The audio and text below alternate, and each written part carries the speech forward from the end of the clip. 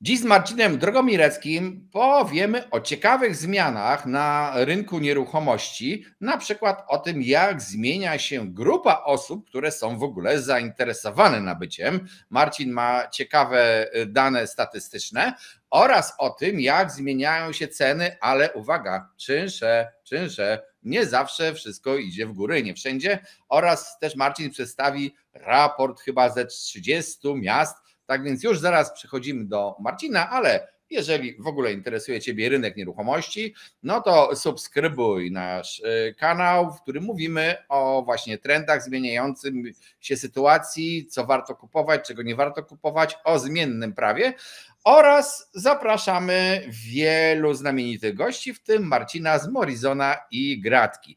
No dobrze, Marcinie, żeby daleko nie odchodzić, to powiedz mi po pierwsze, jak Wy w ogóle rozpoznajecie grupy osób wiekowo, kto ogląda ogłoszenia, o co w tym wszystkim chodzi? Witaj Tomku, witam Państwa. Bardzo się cieszę, że po raz kolejny mogę wziąć udział w programie na Twoim kanale. Co do pytania, no, mamy dział analiz w firmie, w grupie Morizon Gratka i bardzo dokładnie analizujemy to oczywiście, kto korzysta z naszych serwisów, co przegląda, kto i o jakie nieruchomości pyta oraz no właśnie, dokładnie sprawdzamy, dokładnie sprawdzamy to, kto pyta jak. Przechodząc do pytania a propos tego, kto obecnie szuka ofert sprzedaży mieszkań, no to jest bardzo ciekawe i w sumie już słychać było na rynku informacje o tym, że przede wszystkim z grupy popytowej wykruszają się klienci z tej młodszej grupy wiekowej. Ci, którzy jeszcze nie mają wystarczająco dobrej pozycji zawodowej, którzy jeszcze tyle nie zarabiają i ci, którzy nie zdążyli jeszcze odłożyć kwoty niezbędnej do tego, żeby mieć wkład własny przy zaciąganiu kredytu hipotecznego. Krótko mówiąc, z rynku, z tej grupy popytowej na mieszkania najbardziej ubyło osób młodych w tej grupie wiekowej do 34 lat. Ja bym tutaj chciał wejść w zdanie i zauważyć, że jest fajna ta grupa 55 lat plus. Na waszym miejscu trochę niżej bym zresztą postawił tą granicę, bo rozumiem, że 55 plus to są ci, którzy już najczęściej mają mieszkanie.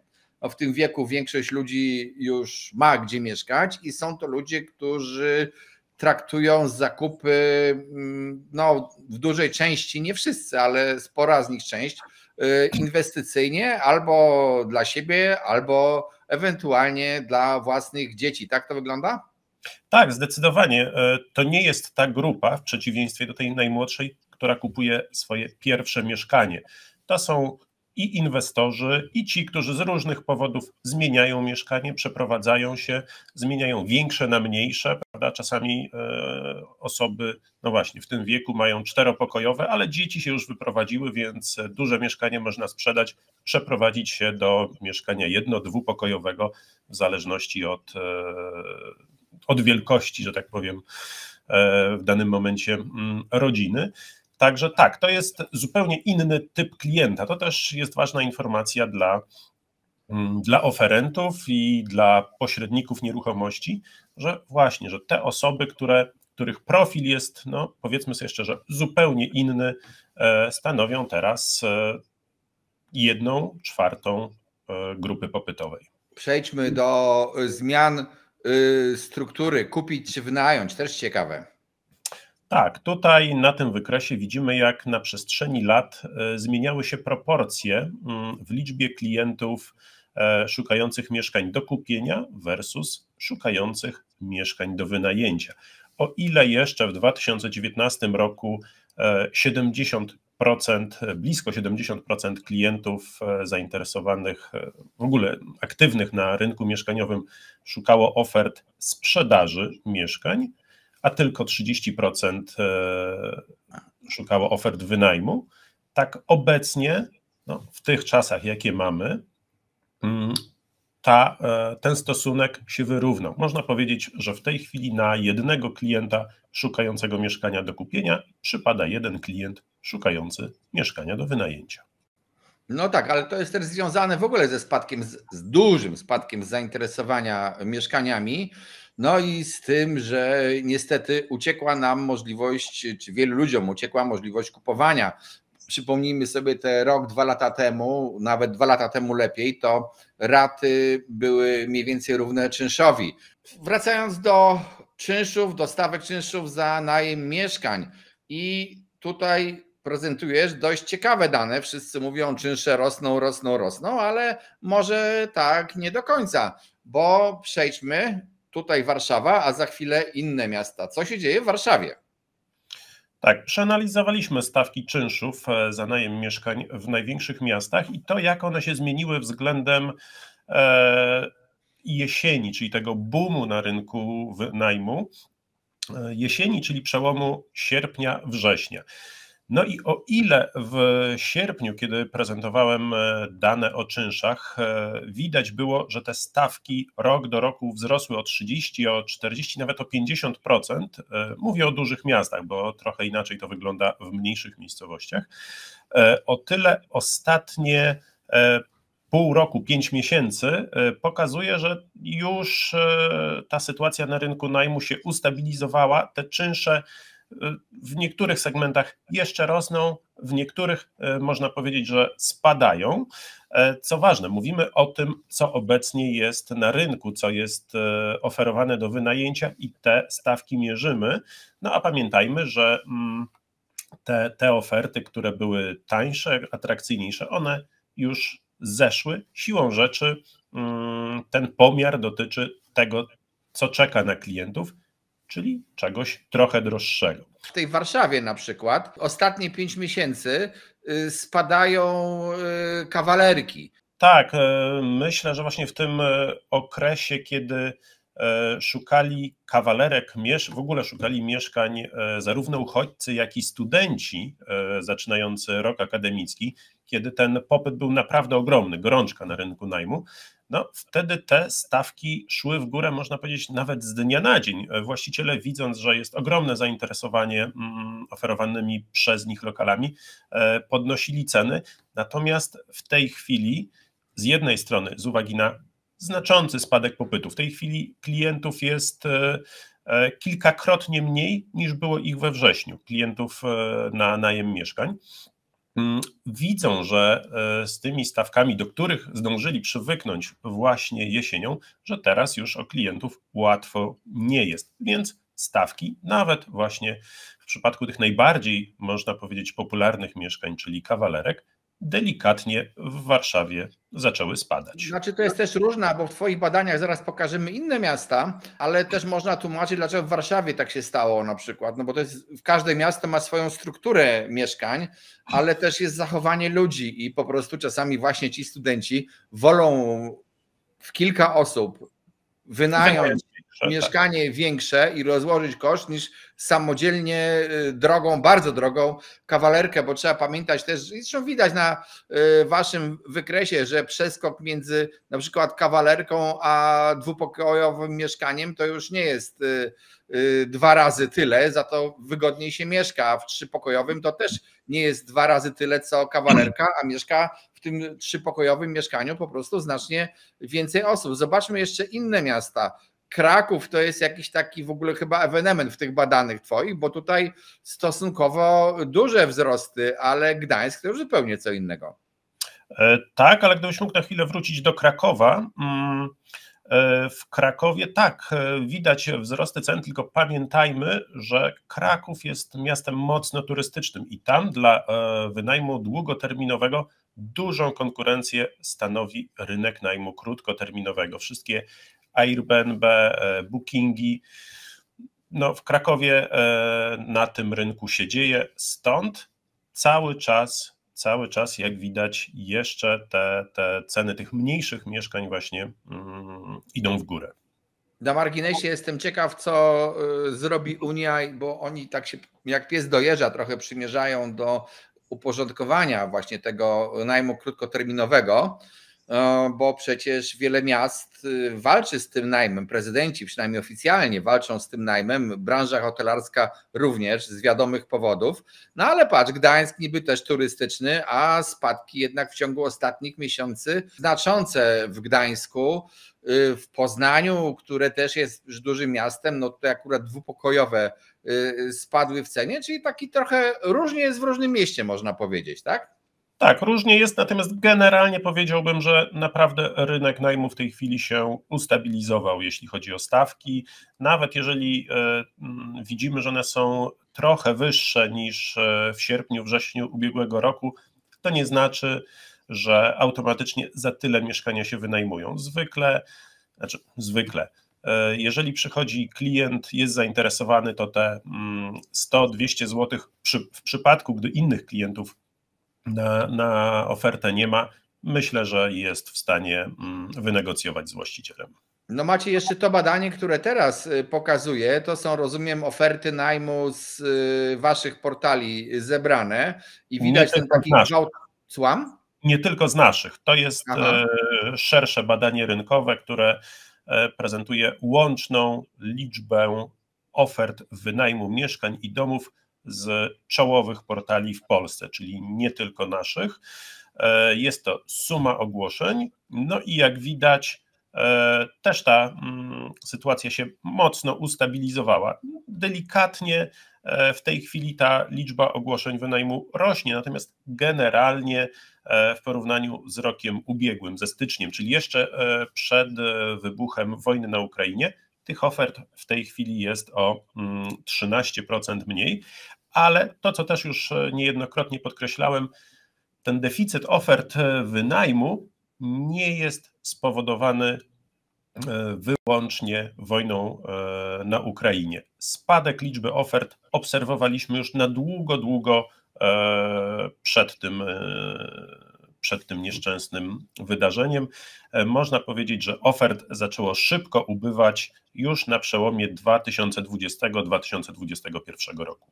Ale jednak dla mnie jest ważne to, co pokazujesz, że to się w jakiejś końcówce, ostatnich parę miesięcy nastąpiła stabilizacja w podaży tych ofert najmu, a nawet lekki wzrost, lekki spadek cen najmu, co jest dosyć ciekawą w sumie obserwacją, bo wiele osób tak z przyzwyczajenia często mówi, wielu ekspertów słyszymy w mediach pytających się, a ten najem drożeje, w ogóle nieskończoność. Nie, te zwyżki Słucham?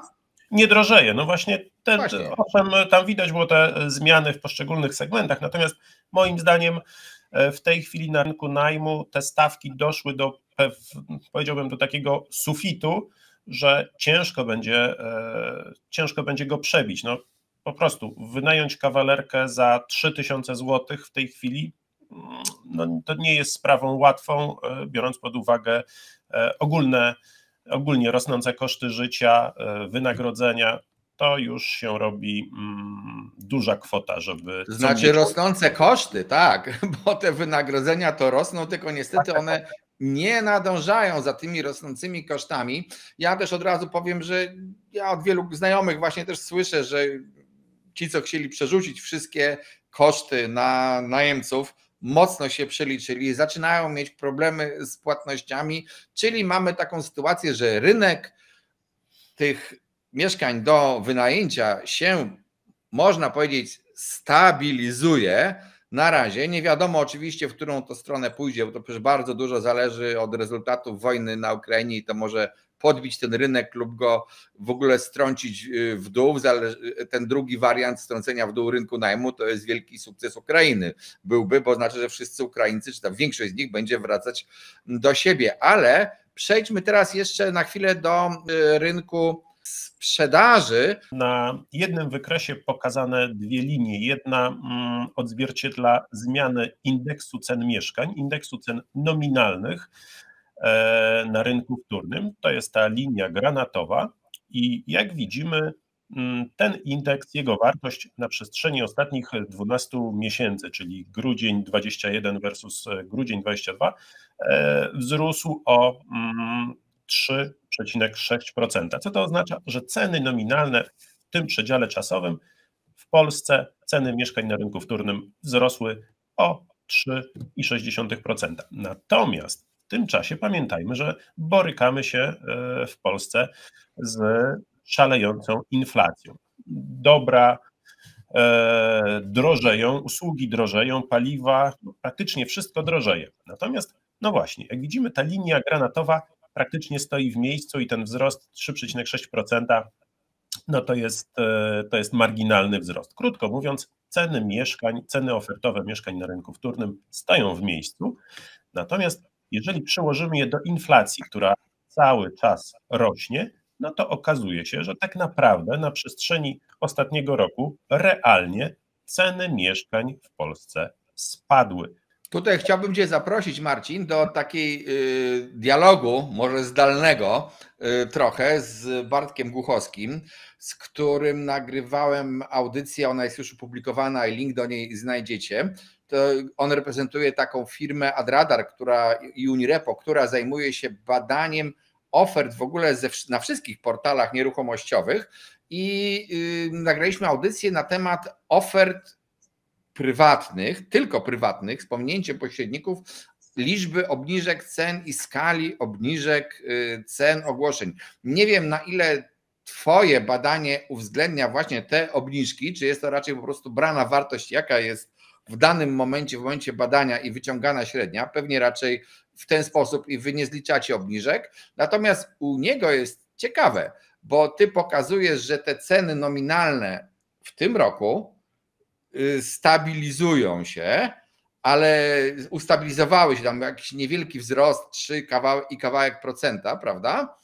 A jego badania pokazują, że szczególnie druga połowa 2022 i teraz to jest wzrost znaczący upustów, czyli ludzie, którzy dali ogłoszenie, wstawili je w jakiejś cenie, to potem zaczynają robić coraz większe i coraz liczniejsze obniżki cen, co też pokazuje, że dotarliśmy do jakiejś bariery.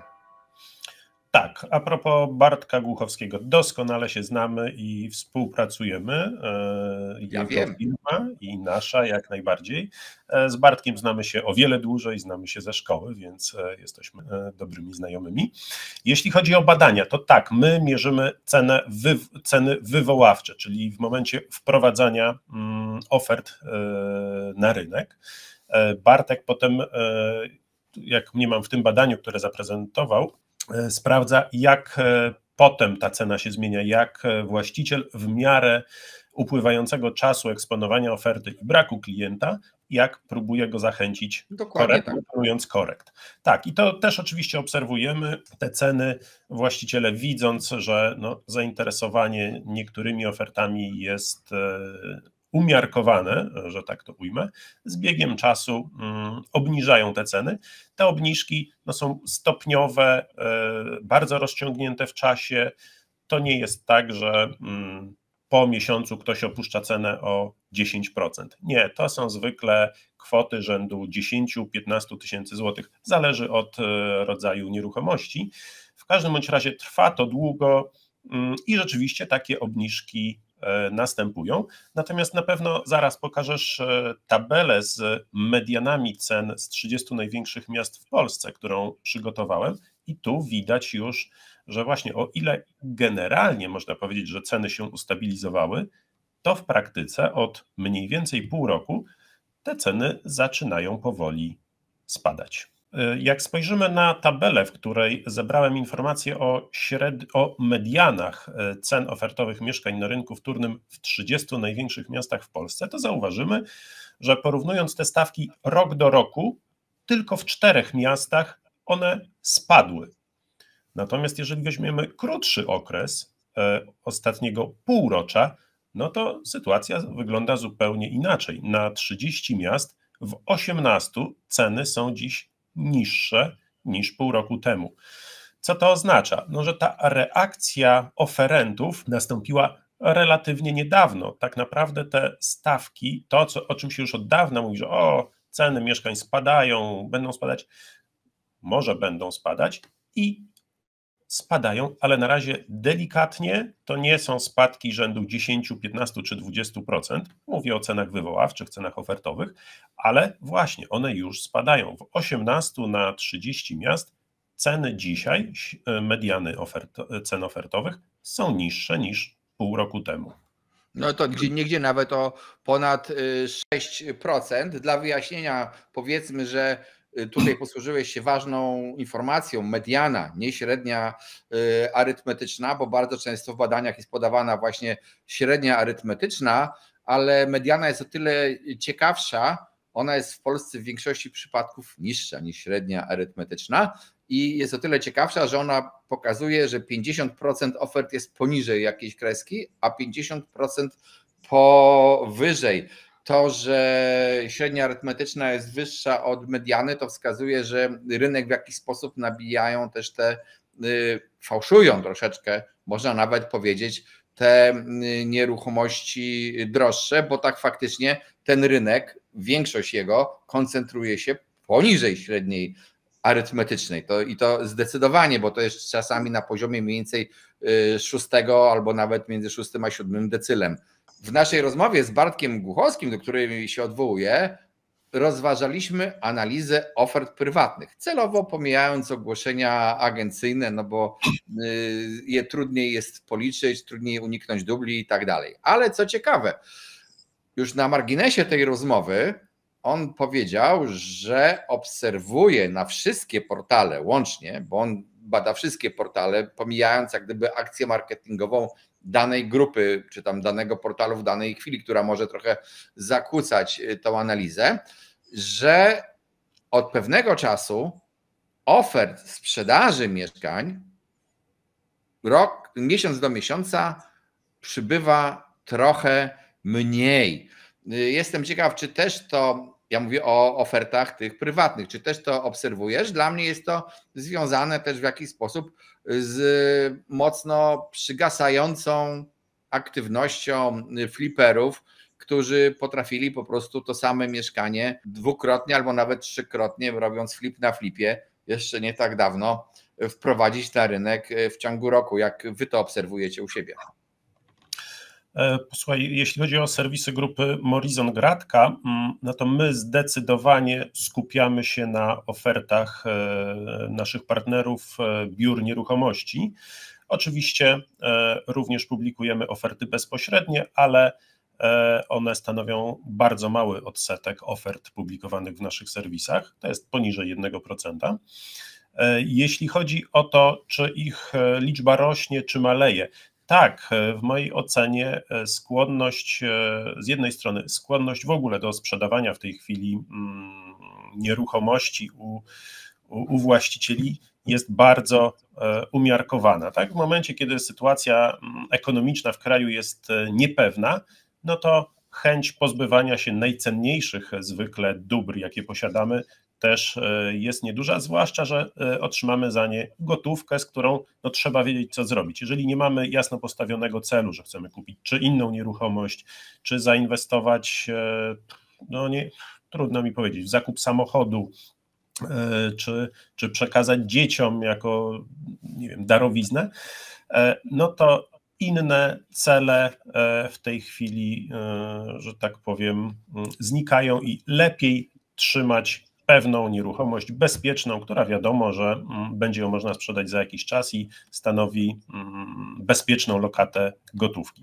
Jak będzie to długo trwało? Podstawisz prognozę, czy unikniesz?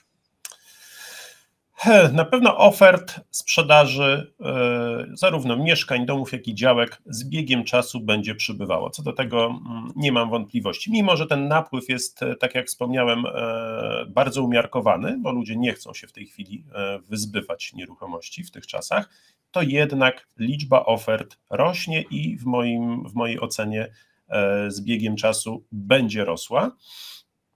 Przede wszystkim będzie to spowodowane tym, no właśnie, że kupujących jest mniej. Z uwagi na to, że ofert na rynku będzie więcej, konieczne będzie ich lepsze, skuteczniejsze promowanie, żeby pozyskać klienta popytowego. Przypuszczam, że rynek pośrednictwa trochę się zmieni. Prawdopodobnie no, jakaś część pośredników, zwłaszcza tych, którzy dołączyli do zawodu w ciągu ostatnich 2 lat, w tym okresie boomu, kiedy sprzedawało się wszystko i widać było, że są to łatwe pieniądze, jakaś część tych pośredników na pewno z rynku zniknie, co z kolei jest z korzyścią dla tych, którzy na rynku zostaną. No tak jak powiedziałem, od pół roku widać delikatne spadki i na razie nie zanosi się na to, żeby ten dostęp do kredytów stał się łatwiejszy, żeby raty kredytów w najbliższym czasie miały wyraźnie spadać.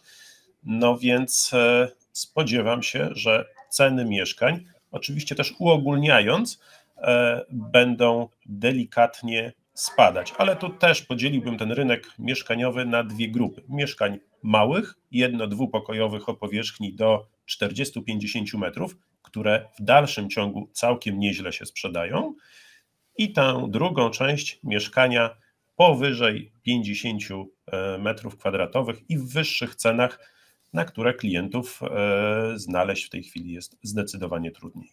Znaczy generalnie rzecz biorąc, to jest też tak, że to, co powiedziałeś, może zostać zakłócone przez właśnie rezultat wojny na Ukrainie, pozytywny lub mniej pozytywny, może zostać zakłócone przez działania ustawodawcy, rządu, akcje tani kredyt na przykład, i to wszystko może zmienić. Natomiast te dane, które przedstawiłeś, też wskazują na jedną rzecz, że dzisiaj kupienie mieszkania po to, żeby żyć z jego wynajmowania, staje się troszeczkę mniej opłacalne niż było jeszcze nie tak dawno temu, bo te ceny są nadal jednak wysokie, a widzimy już opór po stronie czynszu, możliwości podnoszenia czynszu, rosnące koszty utrzymania, inflacja, drożeje prąd, drożeje gaz, tam drożeje ciepło. Takie prosta transakcja,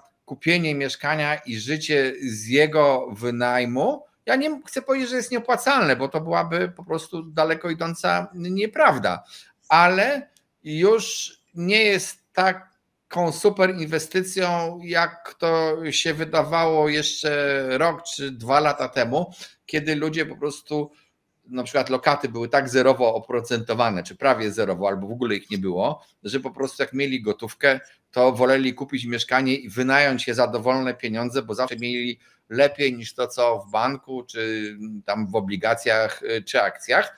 No teraz to się zmienia. Inwestowanie wymagać będzie troszeczkę większej rozwagi, czego też przykładem jest los wielu fliperów, którzy po prostu z tego rynku wylecieli, i tu też szczególnie tych, którzy przyszli na ten rynek ostatnio i tak jak dzieci hossy, oni wierzyli, że rynek będzie zawsze rósł, i flipowanie było dosyć łatwe, bo po prostu wystarczyło kupić mieszkanie nawet przy nieudanym flipie i tak się je zazwyczaj sprzedawało drożej. Taki kryzys zawsze działa troszeczkę ozdrowieńczo dla rynku. Tak, tak. Jak najbardziej. Tak jak mówisz, fliperów niewątpliwie ubyło na rynku, chociaż w dalszym ciągu można takich spotkać. Teraz sytuacja się zmieniła i już takich szybkich, łatwych pieniędzy tak łatwo zarobić się nie da. Marcinie, bardzo Ci dziękuję za tą dzisiejszą audycję. Zapraszam oczywiście na kolejne audycje. Jeżeli chcesz wiedzieć więcej o rynku nieruchomości, no to subskrybuj nasz kanał, pisz nam w komentarzach, jakie tematy chcesz, żebyśmy poruszyli, bo z takie audycje chętnie zrobimy pod Wasze potrzeby. Dziękuję Wam. Dziękuję.